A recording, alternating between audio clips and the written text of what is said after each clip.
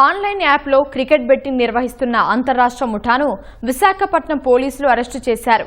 24 మంది ముఠా సభ్యుల్లో 8 మందిని కోల్కతాలో అరెస్టు చేసినట్లు సిపి శంకభ్రత బాగ్చి వెల్లడించారు.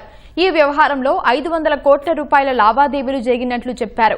అది 1000 కోట్ల వరకు కూడా ఉండవచ్చని అంచనా వేస్తున్నట్లు తెలిపారు.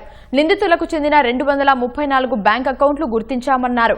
బెట్టింగ్ యాప్తో నష్టపోయిన బాధితులకు డబ్బులు ఇప్పించే ప్రయత్నం చేస్తామని సిపి భరోసానిచ్చారు.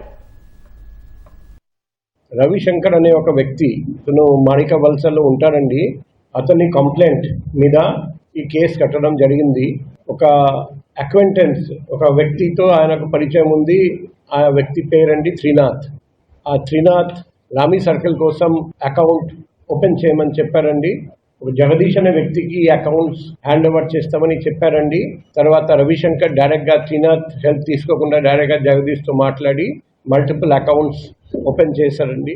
ఆ జగదీష్ ఫోన్ టెక్నికల్ అనాలిసిస్ చేస్తే తెలిసింది 3 బ్యాంక్ అకౌంట్స్తో ఆయన ఈ సిండికేట్కు సంబంధం ఉంది, బెట్టింగ్ సిండికేట్.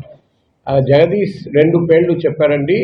అక్యూజ్ నెంబర్ 1 వచ్చేసి గబ్బర్, యాక్చువల్ పేరు వచ్చేసి కరణ్ పక్రాని, అండ్ 2వ ముద్దాయి వచ్చేసి సాగర్ బర్మన్. ఫస్ట్ మనం బెంగళూరులో ఆ బెట్టింగ్ కాల్ సెంటర్ని గుర్తించాము.